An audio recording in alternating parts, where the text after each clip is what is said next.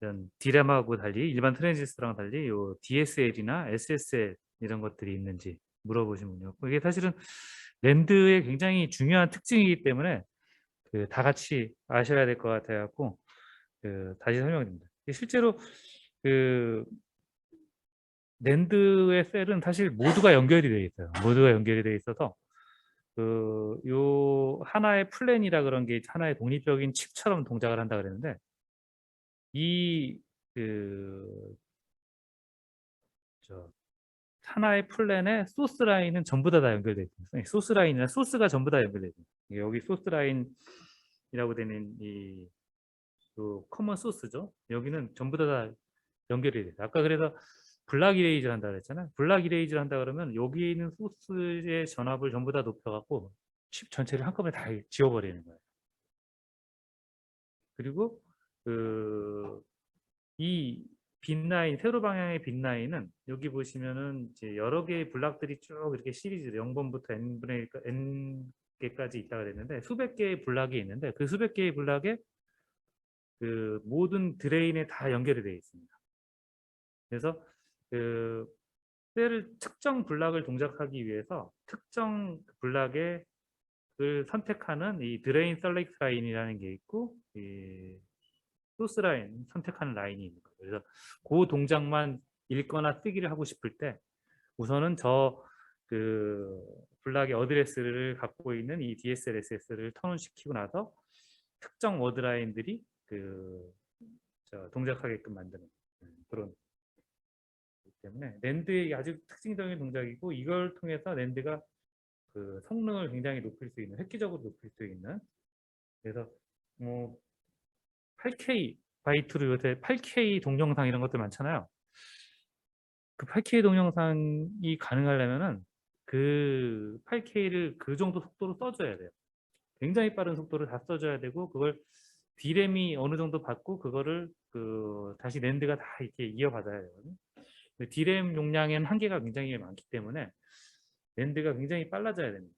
그래서 그런 동작들을 위해서 그 페이지 사이즈를 점점 키워가고 그 다음에 플랜도 여러 개를 넣고 그런 것들을 가지고 그래서 칩 안에 여러 개의 플랜들을 넣고 데이터가 들어오면 들어오는 대로 이 플랜 저 플랜을 막 쏴주는 거예요. 그러면 랜드는 이그 하나의 단품이라는 뭐 1테라바이트라 그러면은 1테라바이트라 그러면 1테라빗 칩이 8개가 이 안에 들어가 있잖아요. 그 8개의 칩 안에 이 플랜이 각 칩마다 또 8개, 4개 정도씩 들어있어요. 요새 칩들은.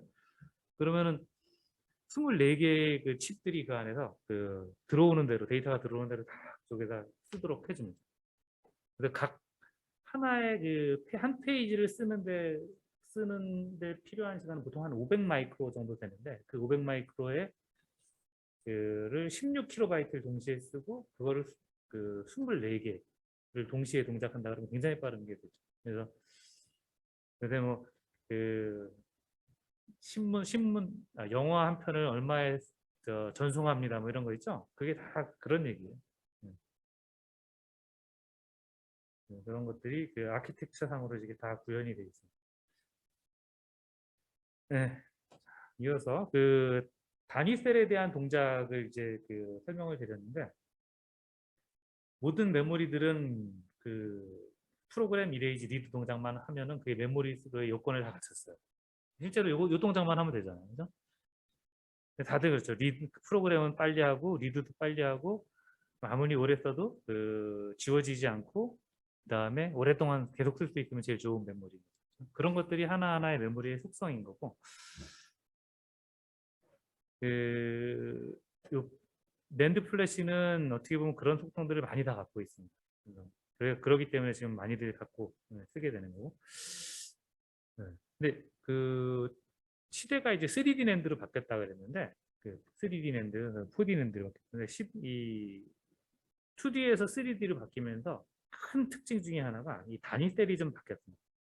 그동안 계속 이 플로팅 게이트라는 걸 설명을 드렸는데 이 플로팅 게이트라는 거는 이 오른쪽에 있는 그림에 보면은 그냥 이 터널옥사이드라는 이런 절연체를 통과하는 도체의 전화 저장소가 있고 그걸 다시 또 절연체가 감싸고 있고 그 위에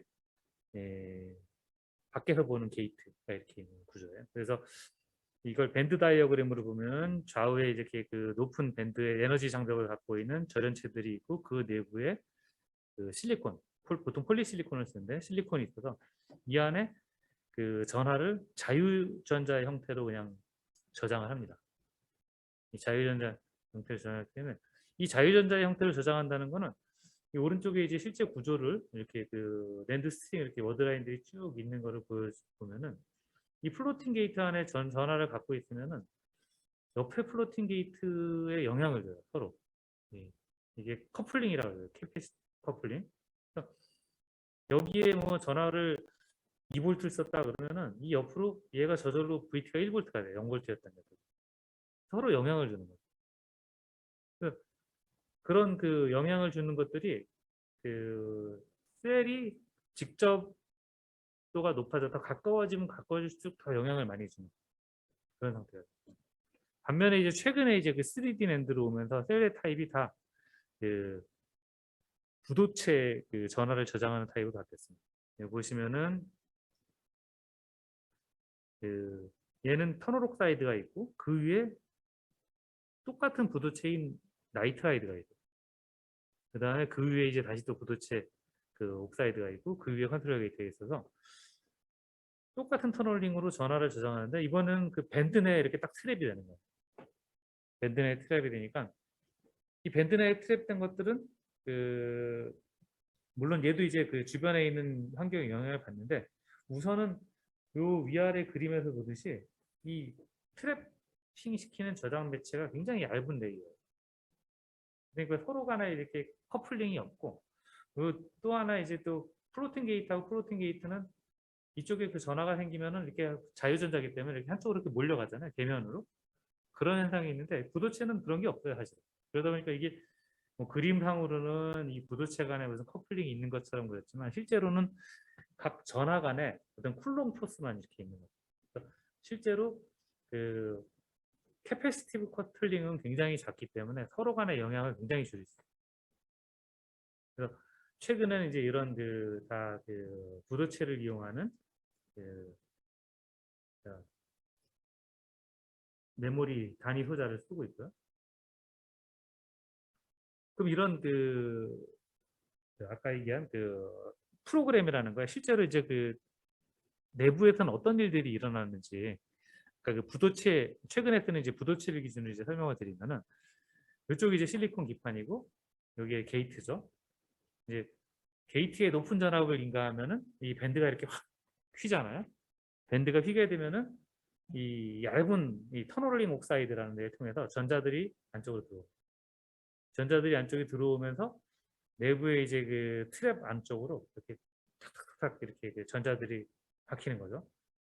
그 트랩 내부에서도 이제 그 전하들이 그 살짝 이동하는데 이런 그 전하 이동이 이 트랩 투 트랩 컨덕션 그 다음에 이렇게 그 밴드를 넘어서 이렇게 움직이기도 하는데 이런 프랭켈 에미션, 풀 프랭켈 에미션 이런 것들이 생기고 그 다음에 그 메탈 쪽에 게이트 쪽에 전압이 높아지면은 이쪽까지도 이제 밴드 밴딩이 커지면서 여기서 이제 그 풀프랭켈 에미션으로 이렇게 그 컨덕션 밴드로 올라온 일렉트론들이 다시 또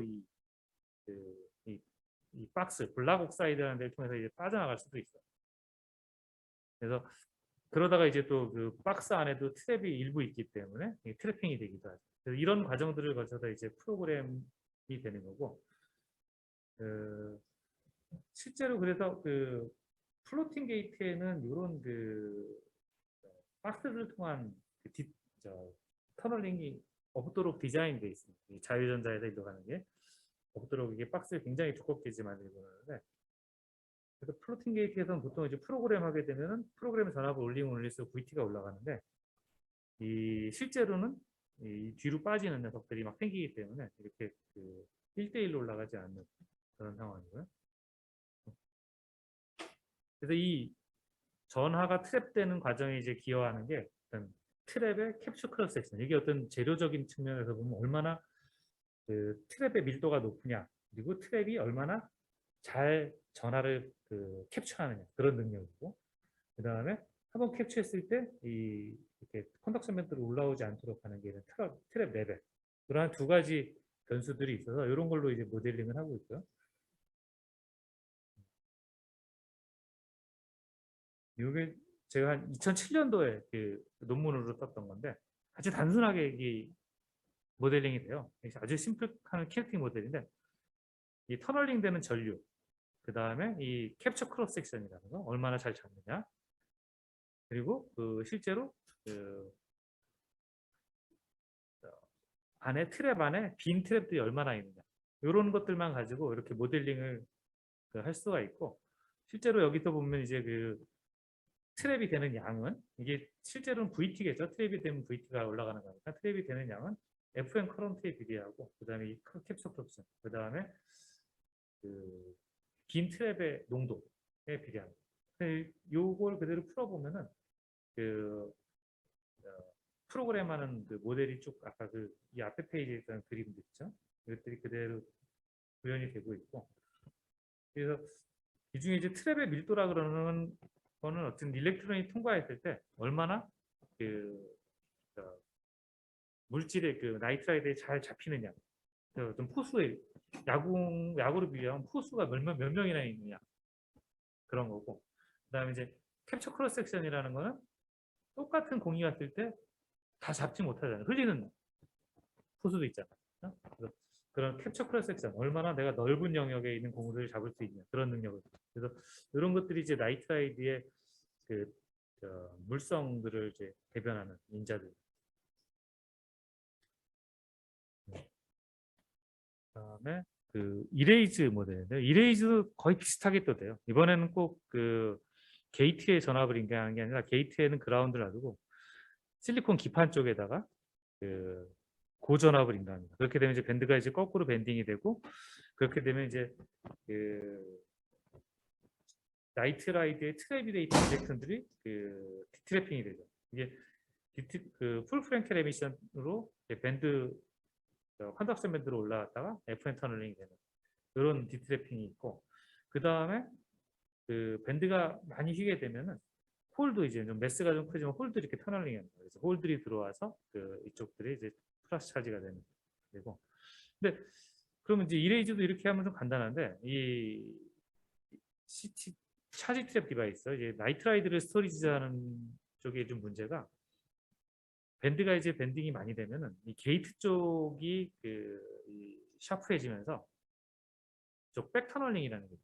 그래서 이레이즈가 어느 정도 되다가 그 아래쪽에 있는 그림에 보면 보이듯이 그 실제로는 계속 이레이즈가 돼야 될 것 같은데 이레이즈가 되다가 어느 정도 이렇게 세츄레이션 되는, 여기 뭐 좀 올라가는 것처럼 되는데 실제로는 이제 이 올라가는 경우보다 이렇게 반듯하게 이제 포화되는 그런 상태들이 이제 많이 생기고, 그래서 그 이레이즈 할 때는 초기에는 이 풀프랭켈 전화들이 많이 있기 때문에 전압이 좀 낮아도 그 디트랩이 쉽게 되는데, 어느 정도 되고 나면 이제 빠질 전화가 없어지면 이제 깊게 트랩된 전화들만 있기 때문에 그 다음부터는 이제 홀이 거꾸로 터널링하면서 그 브리티를 낮추는 게 되고요.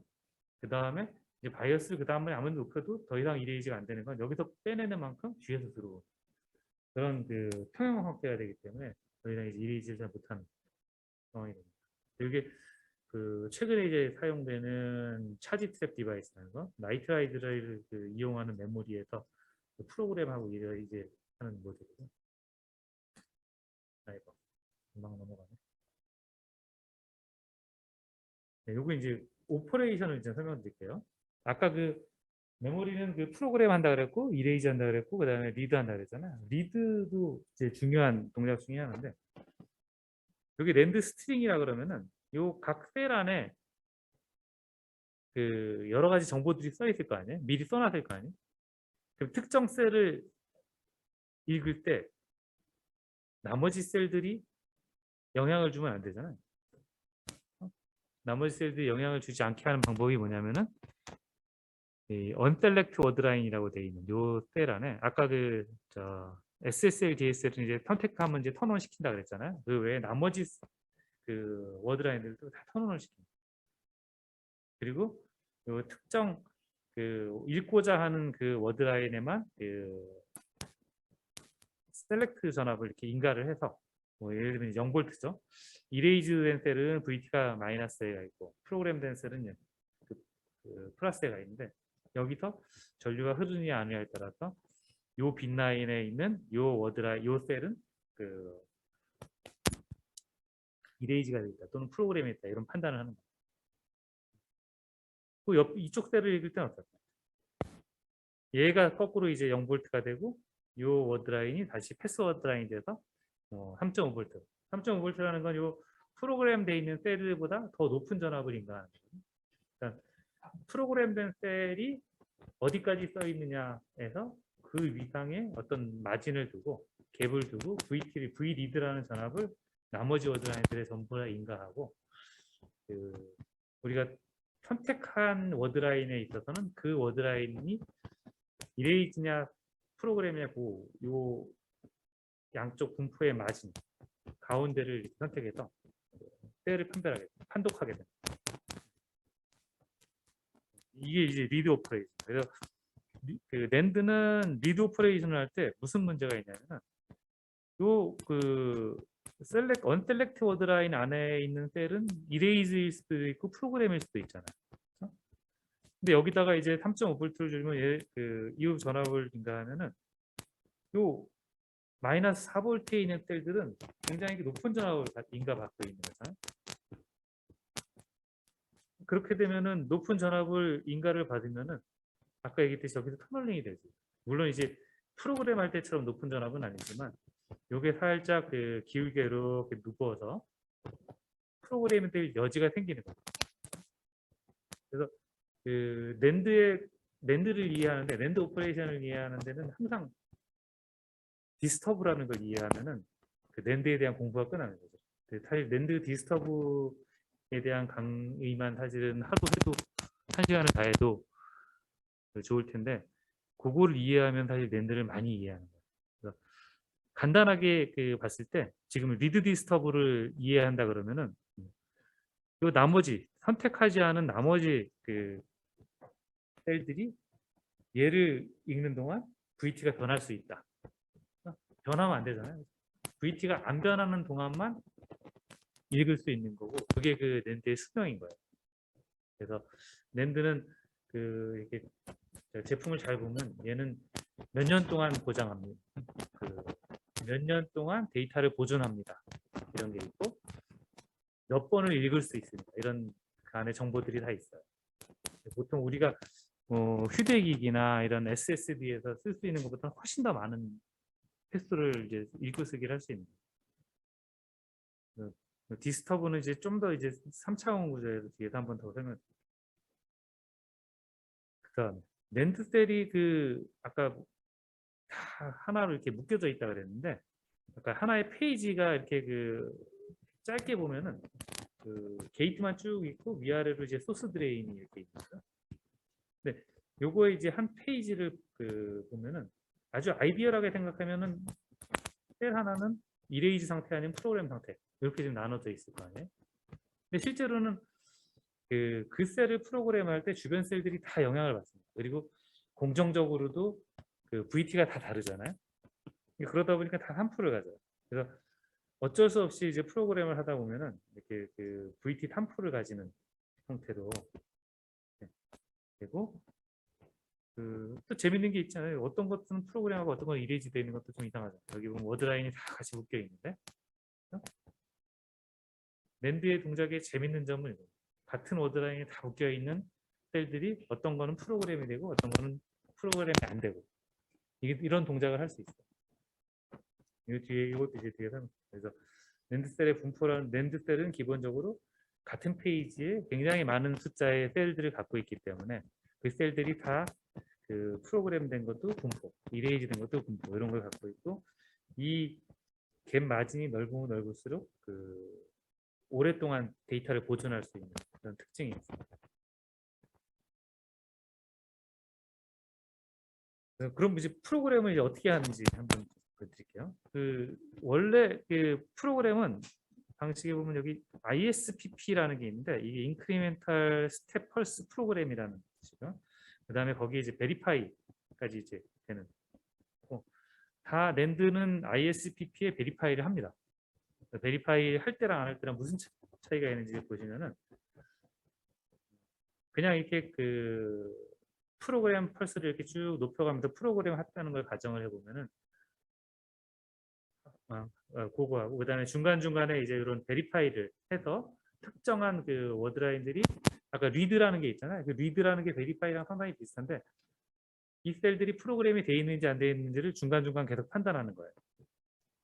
이 중간 펄스를 치고 베리파이를 하고 이 중에서 보시면은 한 번을 그 이니셜 상태에서 프로그램 했다 그러면 이렇게 되겠죠. 이 상태에서 베리파이를 한다는 거는 요 선을 기준으로 타겟 VT 기준으로 베리파이 선을 통과한 녀석들은 이제부터 얘는 더 이상 프로그램 하지 마. 이거 프로그램 이니비스하고 다시 이제 그 세 번째 펄스를 준다 그러면 얘는 그냥 그대로 그 따라서 그냥 VT가 올라가기만 하죠. 원래 분포를 가지면서. 근데 이니비트 셀들은 요 셀들은 프로그램 전압을 안 맞기 때문에 이 레프트 쪽만 이렇게 올리면 분포가 좀 좋아요. 이런 동작들을 또 한 번 더 하면 더 좋아요. 또 한 번 더 하면 그래서 그 한 페이지 안에 굉장히 많은 수의 셀이 있는데 그 셀들을 다 그 센스 앰프 안에 어떤 데이터들은 어디까지 쓸 거야 이런 정보들을 쫙 받은 다음에 아까 얘기한 한 페이지 프로그램 하는데 아까 그 한 500 마이크로 정도 된다고 했는데 그 500 마이크로 실제로는 이제 여러 페이지를 쓰니까 뭐 몇 미리 되겠죠. 그동안 다 셀별로 그 빗바이빗 이렇게 프로그램을 하게 됩니다. 이렇게 아주 내로우한 분포를 가질 수 있고 이걸 하는 이유가 뭘 것 같아요? 이렇게 복잡하게? 아까 이 그림은 그냥 단순하게 프로그램 이미지 돼 있으면 돼 있지. 왜 이렇게 프로그램을 하는데 공을 들일까? 언뜻 봐도 이렇게 프로그램 하려고 하면 시간이 많이 걸릴 거 아니에요. 이렇게 시간을 많이 들이는 공을 들여서 프로그램 하는 이유가 뭘까?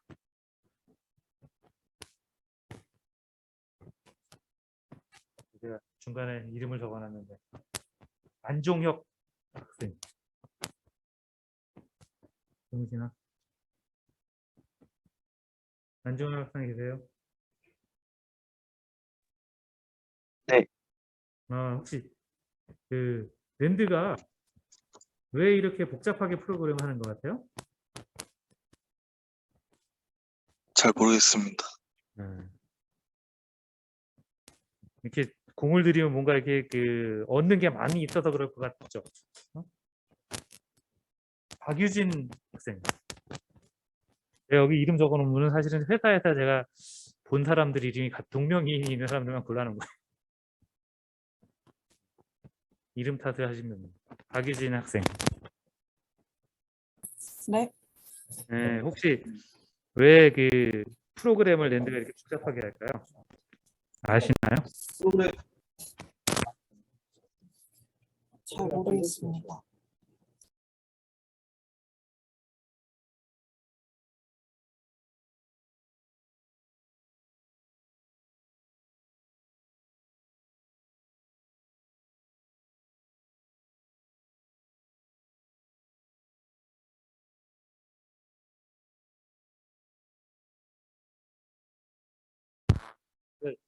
그 88년도에 대학 들어가고 나서 89년도에 전공을 처음 배웠는데 전공 교수님이 그 아주 충격적인 질문을 문제를 내고 충격적인 답을 여러 가지 그 저는 이제 화공과였으니까 에너지에 대한 단위들을 막 알려주면서 뭔지 다 물어보시더라고요. 다 틀렸대. 이게 뭐냐, 이게 뭐냐. 뭐 우리 얘기하는 뭐 서모다이너믹 그 형태 맞잖아요. 줄, 칼로리 뭐 다 틀렸다 그러더니 이 단위들은 다 돈이라 그러더라고요. 그 엔지니어는 모든 단위를 돈으로 환산할 수 있어야 돼요. 그 실제로 그때는 그게 무슨 말인지 모르겠는데 그 회사 가서 일을 하다 보니까 정말 모든 걸 다 돈으로 환산해서 이 일이 가치가 있는 일이냐 아니냐를 판단하더라고요. 이 사실은 이 이니셜 상태에서 요 VT를 그냥 타겟 VT 위로 넘기기만 한다 그러면은 훨씬 더 짧은 시간 안에 프로그램을 할 수 있어요.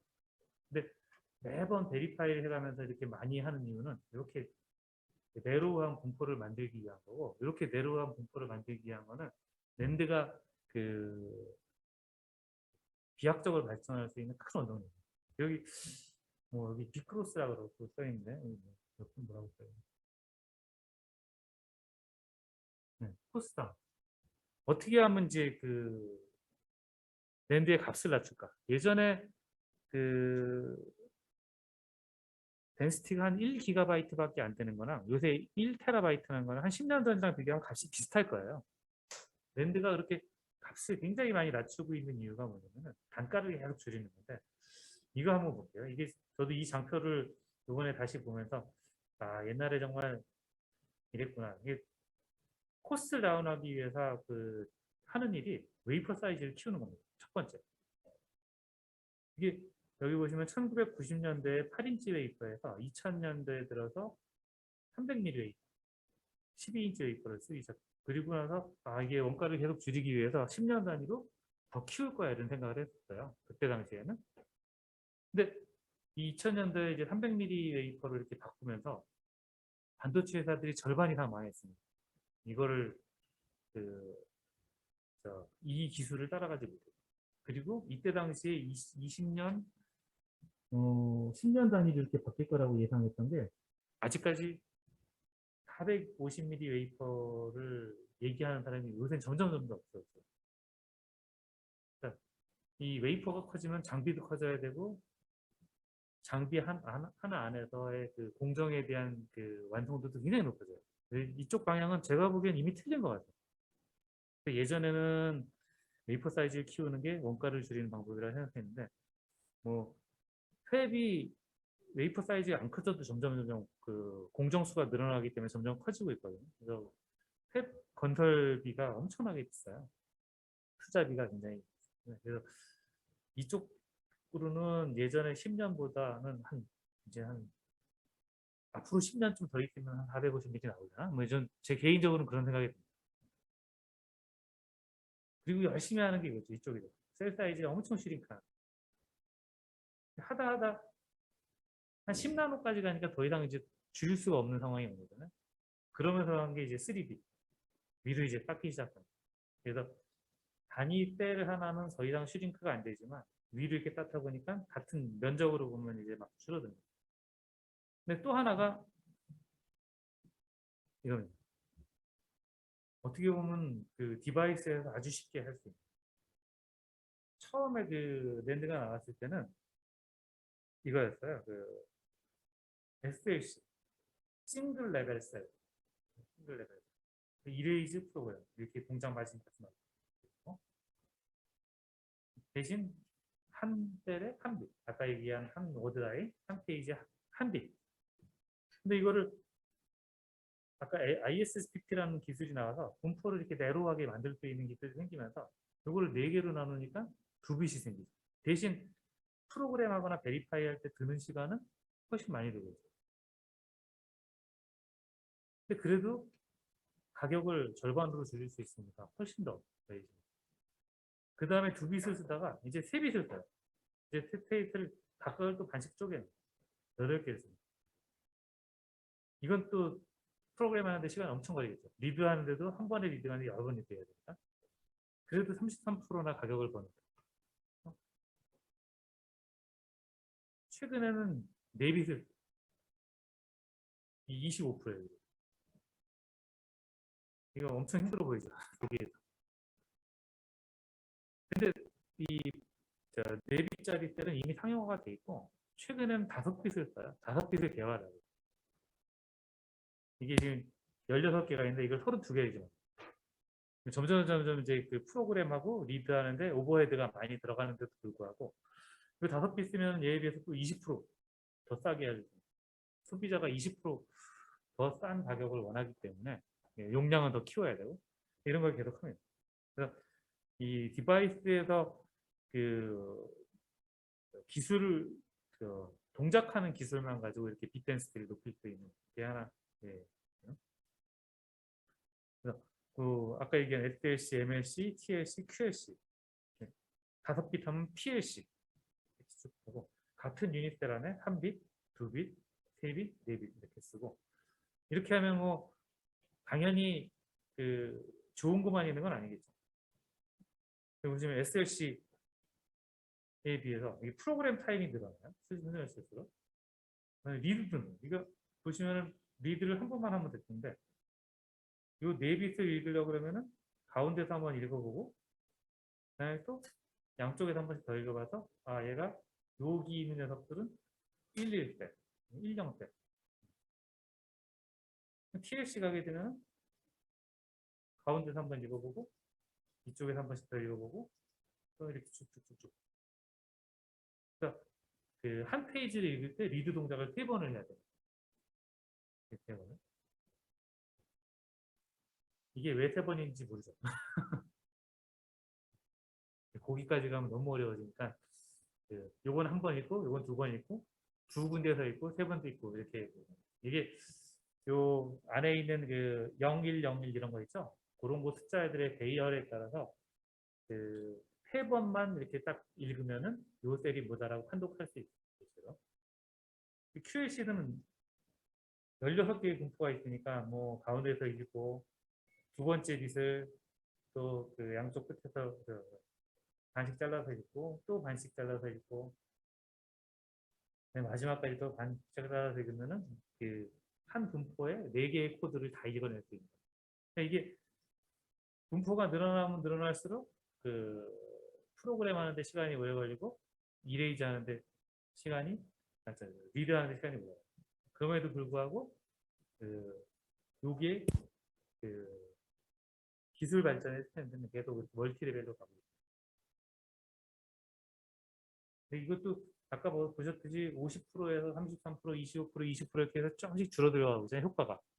이게 가성비가 안 나오기 시작하는 거예요. 그래서 가성비가 나오는 데까지는 이제 할 텐데 어느 정도가 가성비가 안 나오는지 사실은 TLC 처음 얘기 나왔을 때 저희 가성비가 안 나온다고 했거든요.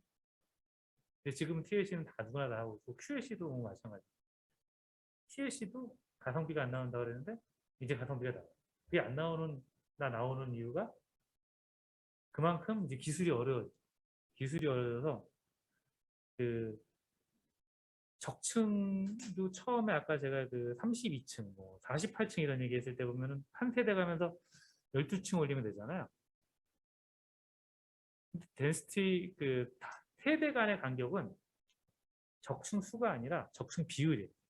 앞에 세대의 층수 대비 다음 세대의 층수. 그럼 최근에 이제 그 100층짜리가 나오는데 100층 다음에 몇 층이 돼야 될까요? 96층 다음에 128층이 그 다음 이미 128층까지 나오고 그럼 이제 처음에는 이제 그 10층 정도 늘렸는데 이제 30층 늘려요. 다음 세대는 170 몇 층. 다음에 이제 한 50층 늘려요. 요새 이제 한창 그 회사에서 개발하고 있는 게 200층대인데 200한 50층. 그 다음 세대는 바로 300층이 넘어요. 300한 2, 30층. 그러니까 300층 다음에 다음 세대는 400층이 돼야 되는 게 층수가 이제 막 기하급수적으로 올라가다 보니까 이런 것들이 이제 그 4빗에서 5빗으로 쪼개는 게 가성비가 나요.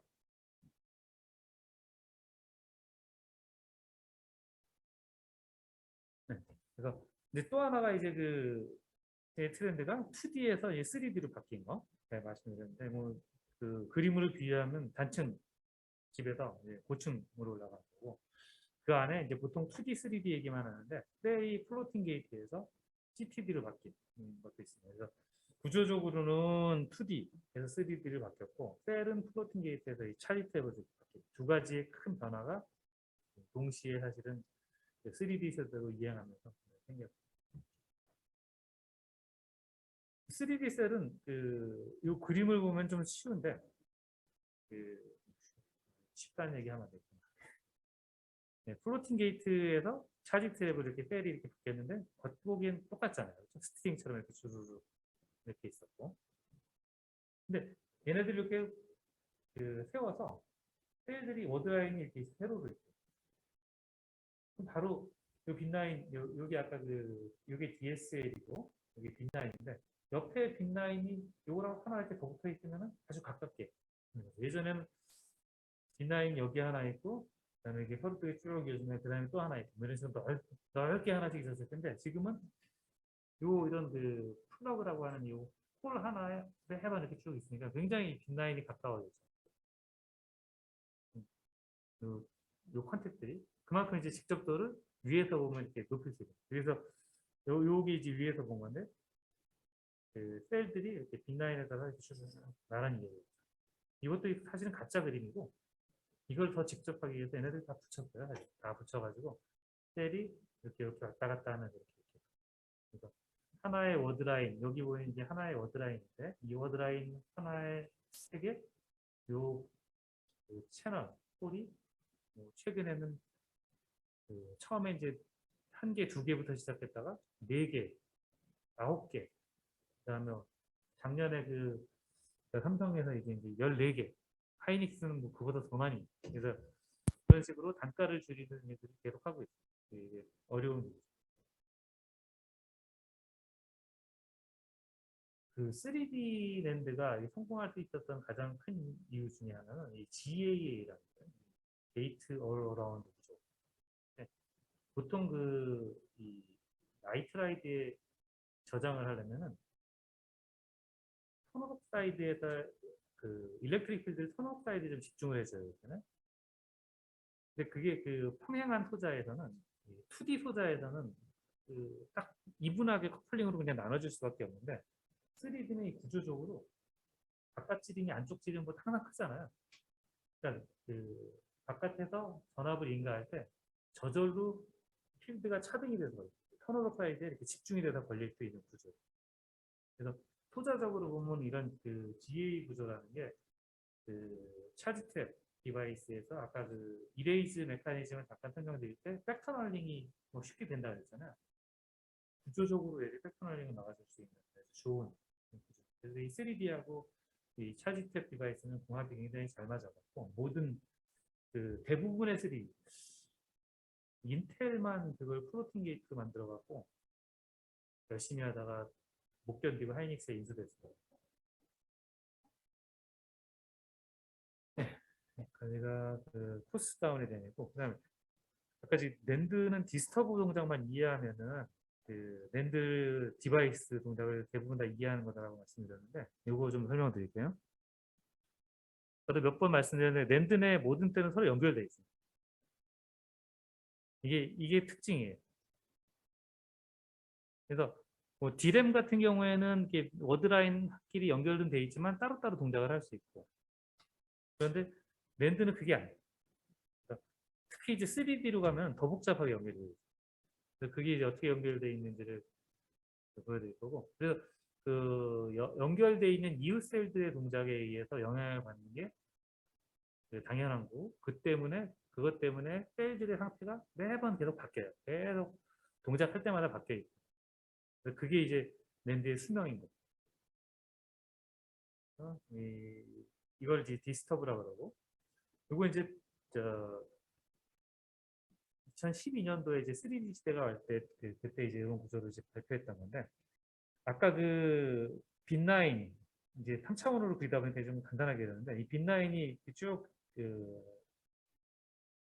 16KB 이렇게 쭉 세로 방향으로 이렇게 쭉 I 방향으로 그 다음에 세로로 이렇게 스트링이 내려가고 있고 각각의 스트링은 워드라인은 옆에 있는 스트링까지 다 연결이 되어 있어요. 그래서 예를 들어서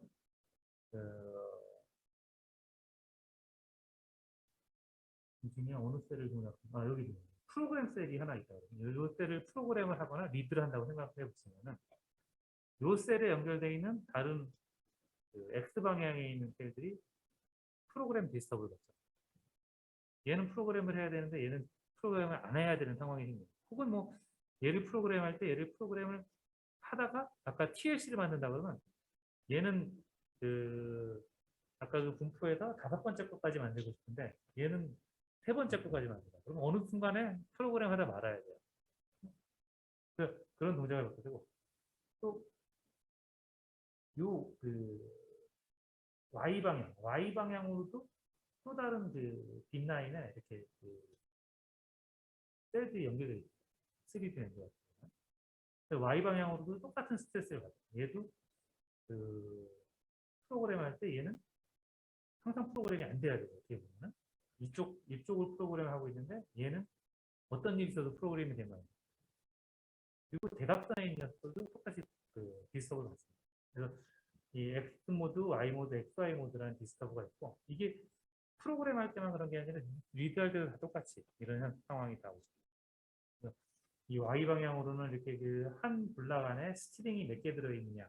아까 그 2D에서는 한 블락 안에 한 스트링만 들어있는데 3D는 여기 아까 다 묶어놨다고 그랬잖아. 다 묶어놓은 게 사실은 여러 개의 스트링이 들어있는 거거든. 그런 스트레스도 있고, 여기 보시면 이제 X 모드라는 거는 보통 그 2D에서 보이는 스트레스랑 똑같아요. 그래서 그 프로그램 바이어스를 제가 인가될 때 빈라인 쪽에는 그라운드가 이렇게 들어와 있고, 그다음에 이 채널하고 빈라인 사이의 전압이 VDS만큼 이제 걸려 있는 그런 상황이에요. 여기 지금 DSL을 보여주는 건데 이 DSL이라는 게 특정한 스트링을 프로그램을 할지 말지 정할 때 이 DSL이 그 바이어스 외부에서 바이어스가 들어오거나 내부에서 이제 부스팅이 되는 거를 전압을 견뎌줘야 되는 상황입니다. 그걸 이제 견뎌주려면은 이 빈라인하고 채널 내부의 포텐셜, 이 포텐셜에 비례하고 그 다음에 이 게이트 전압하고 빈라인 사이의 그 전압 사이를 네거티브를 유지해줘야 되는 그런 상황이 되는 건데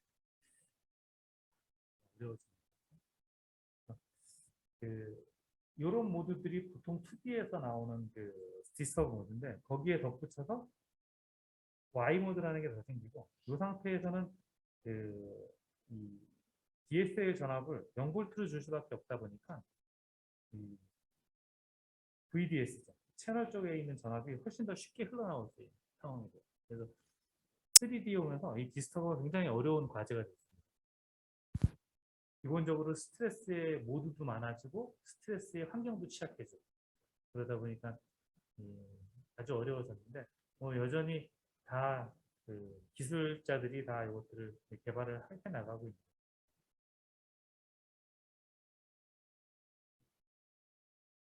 그다음에 또 하나 아까 그 하이닉스가 포디낸드라는 거를 이제 처음 했다 그랬는데 포디낸드라는 게 이제 뭔지 설명드리면 그 기존의 이제 3D 낸드는 페리 서피스 아까 그 구조에 보면 데코더라는 것도 있었고 뭐 센스앰프 뭐 페리 아이오 패드 아이오 쪽도 있고 여러 가지 이 셀을 동작하기 위해 했던 구동 회로들이 셀 주변으로 있어요. 그래서 그 보통 이제 셀 에피션시라 그래서 셀이 얼마나 많은 면적을 차지하나가 이제 중요한 경쟁력 지표인데 그게 보통 2D에서는 한 70% 정도, 60%에서 70% 정도가 나오는 그래서 이 페리 면적이 그만큼 이제 그 많이 아까운 땅이 되는 거예요. 근데 이거를 페리부터 만들고 그 위에 셀을 넣는 게 지금 이제 그 포디낸드라고 해서 기존의 이제 3D 낸드에다가 페리의 원 디멘전을 더해서 포디낸드라고 해요. 이걸 하이닉스에서는 페리 언더 셀이라고 페리가 셀 아래에 있다라는 거고 삼성은 이거를 셀 오브 페리라고 해요. COP라고 해요. 셀 오브 페리. 관점에 따라서 뭐 셀이 페리 위에 있다. 그리고 또 마이크론에서는 CUA라고 하나? 셀 CUA, 셀 어퍼 어레이 뭐 이런 식으로 되나? 이름 다 회사마다 이름은 다르게 부르는데 결국은 이게 다 포디낸드의 기능이고 여기 보시면 페리 서킷들이 아래에 있고 위에 셀 스택들이 있는 이런 구조들. 이거는 하이닉스에서 처음으로 상용화에 성공을 했어요. 그래서 이게 하이닉스 이제 그 특징이 뭐냐면은 플랜이라고 아까 얘기한 게 보통 그 투플랜 있는 그림을 얘기했는데 투플랜까지 들어갔어요. 투플랜으로 돼 있고 투플랜이다 보니까 성능이 2배로 좋아지는 거죠. 그래서 지금 얘는 그 업계 거의 스탠다드가 됐고 이게 치면적을 감소하는 할 수 있고 그리고 패드 면적이 없어지니까 그 다음에 고성능까지 하는. 어떻게 보면 그냥 아이디어라게 만든 아이디어란데 대신 만들기 어렵겠죠. 만들기 어렵. 그래서 이게 지금 하이닉스에서는 5세대부터 이제 기술 양산을 시작했고 그 다른 회사들도 이제 뭐 궁극적으로 가야 할 방향은 결국은 다 가게 되더라고요. 다른 기술. 그래서 다른 회사들도 지금 7세대부터 지금 다 하고 있습니다. 그래서 저희 회사 같은 경우에는 이걸 기준으로 그 기술 리더십을 많이 확보했다고 하고 있고, 그리고 제가 사실은 이 일을 했어요. 그래서 제가 한 강의를 굉장히 오랜만에 하는데, 이게 한 2017년부터 2016년부터 개발 시작해서 2018년까지 그 개발을 끝냈고 2019년부터 이제 본격적으로 양산을 하면서 뭐 그때 그 여기 아는 얼굴 있죠. 네. 아는 얼굴 제가 회사에서 상을 여러 가지 받았었는데 가장 큰 상을 한번 받았어요. 저희 회사 저 개인적으로도 의미 있는 이 기술이고 그다음에 저희 회사로서도 랜드가 그동안 사실은 계속 경쟁력이 뒤진다는 얘기 많이 했거든요. 근데 포디랜드 이후부터는 기술적으로는 뭐 많이 이제는 좀 앞섰다라는 얘기를 스스로 자평을 하고 있습니다. 그리고 다른 회사들이 저희보다 이렇게 뒤늦게 따라오는 걸 보면은 앞서서 한 거는 맞는 것 같아요. 그다음에 요거 조금 시간 빨리 마칠게요. 이게 생겼습니다. 아까 우리가 55분. 이건 하면 되고. 네, 여기 이제 랜드의 이제 또 다른 성능이 이제 신뢰성인데, 요거는 잠깐 쉬었다가 5시부터 다시 하겠습니다.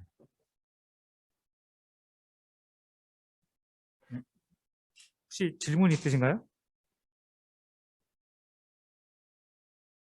먹는 걸로 하고 그 다음 시작할 때 5시부터 다시 시작할 때 그때 질문 받겠습니다.